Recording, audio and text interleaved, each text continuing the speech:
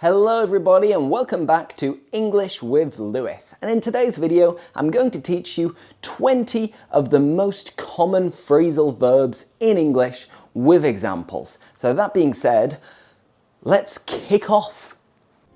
Welcome to English with Lewis. Let's go! Number one is to break down, and this means to stop working, often for machinery. For example, last week I was driving on the motorway and my car was making a strange noise, and unfortunately, half an hour later, my car broke down. It stopped working. And when all the machines break down, they call up the horses. I'll see at the front.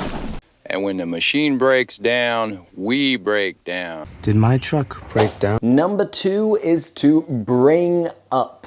And this is to introduce a topic in conversation or to raise a child. For example, is there anything you would like to bring up during this meeting? Another example, my parents brought me up in West Yorkshire. Leeds. You have to promise not to bring up your mother, though. Kind of. 5 or 6 things to bring up. Okay, bring up everything you have on Spider-Man. Number three is to call off, and this is to cancel. I'm afraid we have bad news. We've had to call off the party. I'm sorry. You want me to call off the ceremony for that? The beach is secure. Call off the attack. It is a direct order to call off tomorrow morning's attack. Number four is carry on. And to carry on is to continue. Have you seen the famous posters? They say, keep calm and carry on. Keep calm and continue. Carry on. Okay, this was fun. Carry on. 2. There has been a crisis, but you know they will carry on. What? Carry on with med school or? No. Really? Why not? Number five is to come across. And this is to find or meet by chance. It could be a thing or a person. When I was cleaning my flat, I came across £5, which was just under the sofa. Lucky me. We're dealing with a very effective weapon system that we have not come across before. I find reading them inspirational, and in my reading I've come across some I thought you might like too. His smile was one of those rare smiles that you may come across 4 or 5 times in life. Number six is to find out, and this is to learn or discover. The other day I was watching a documentary and I found out so many incredible things about marine life. Well, if you read the story, we might find out. Was I meant to Google him all afternoon to find out he has 8 kids? Did you find out what happened to the men responsible for your mother's murder? Number seven is to get along, and this is to have a good relationship with someone. Luckily, I get along with all of my students. Don't you get along with your mum, Sean? No. But if you say you get along with your parents, well, you're a liar, too. How did you get along with your father? Number eight is to get over. And to get over is to recover or overcome. Last month, I had COVID again. It wasn't so serious, but it took a few days for me to get over it. I'm pretty sure I'm gonna get over it. It's been 6 months, and I'm just starting to, get over it now. Once you get over the operation. Number nine is to give up. And to give up is to surrender or stop trying to do something. When I went for a run the other day, I was exhausted, I was knackered, but I told myself that I wouldn't give up, that I would keep running, I would carry on running. You should just give up forever. Oh, well, I'm not ready to give up. Why'd you give up on becoming an artist? Number 10 is to look after, which is to take care of someone.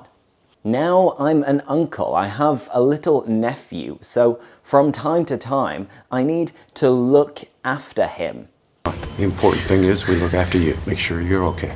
Right, listen, look after Daisy for me for a while, right? What do you mean? Just look after her. I'm going to look after you. Number 11 is look forward to.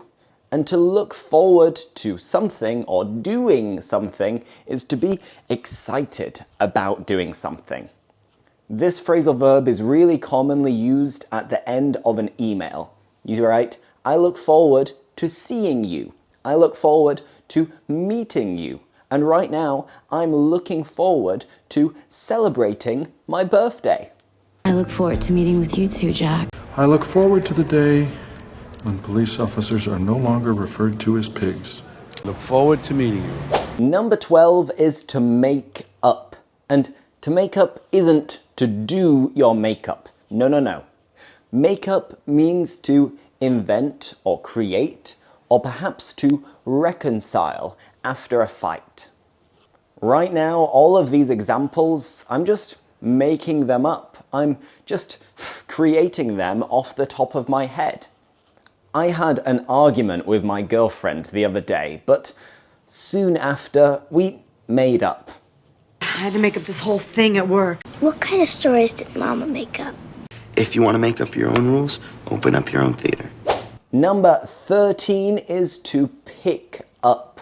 And this could be to pick something up from the floor or to pick someone up from a place if you collect them by car. When I arrive home in England, my mum will probably pick me up from the airport. The opposite of this is to drop someone off. Usually, when I go to Manchester Airport, my dad drops me off. He takes me there and leaves me there by car. Okay, what time do you want to pick me up? You know you'll have to pick me up and drop me off every day, right? You're not supposed to pick me up till after school. Number 14 is to put off. And this is similar to call off, to cancel, but to put off is to postpone. I'm sorry, but due to the bad weather, we need to put off the football match. Maybe we will play tomorrow. I told you I put off grad school. You've put off this moment long enough, my dear. Why put off till tomorrow what we can do tonight whilst drinking wine? Number 15 is to put on. This has various meanings. You can put something on TV, but I want to talk about clothes. You put on clothes. Before I go out and go to the shop, I'm going to put on my shoes. I might put on my jacket. And after I have a shower, I put on my clothes. Oh, so you should probably put on some pants.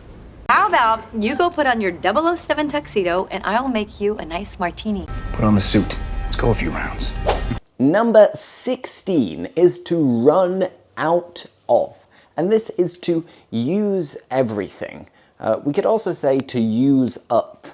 I think I need to go to the shop because I've run out of toothpaste and I'm running out of toilet roll too. So I should probably go and top up and stock up on toothpaste and toilet roll.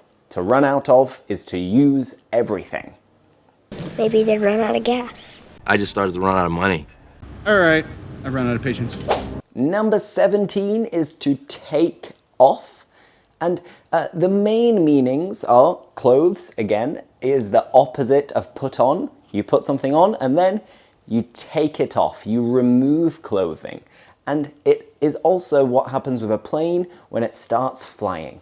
The plane takes off and then it lands. This t-shirt is a little bit too hot, so maybe I should take it off.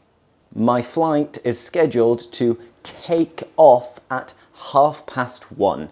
I think I'll just take off all my clothes. No, do not take off that tux, Lynn. Whatever miles we put on, we'll take off. Number 18 is to take up. And if you take something up, you start doing it. This is often used with hobbies or activities. Recently, I took up cycling. I started cycling. What hobby do you want to take up and start doing? I'm gonna take up hang gliding. You know, you're too old to play for the Yankees, and you're too young to take up golf. I take up hunting. Fill that thing full of duck and deer. Number 19 is to turn on, of course. And this is to start a machine or a device or a light. After I record this video, I'm gonna turn on the TV, sit back and relax. Every time I turn on the telly, she's there in a pink rubber catsuit. Something told me to turn on the radio. Turn on channel 11. They're going to do your interview in 1 minute. So the final one, number 20, is to turn off. And it's the opposite. It is to stop a device, machine, or light. I have lights in front of me. So when I finish recording, I'm gonna turn off the lights. It would be a waste of electricity if I left them on. I'm just gonna turn off the radio. Hey man, and if you don't stop all this, I'm gonna have to turn off the TV and send you to bed. We turn off the power, she turns it back on. So there we have 20 of the most common phrasal verbs in English with examples. So I'm sure you knew the majority of these ones. Maybe they were a little bit easy, but let me know how many of them you already knew in the comments. And if you like this video and you like learning phrasal verbs, in the next one, maybe I'll do 20 advanced phrasal verbs. So if you want it, let me know once again in the comments. Thank you for watching, and I'll see you in the next one. Bye-bye. Thanks for watching. Like, subscribe, and see you next time.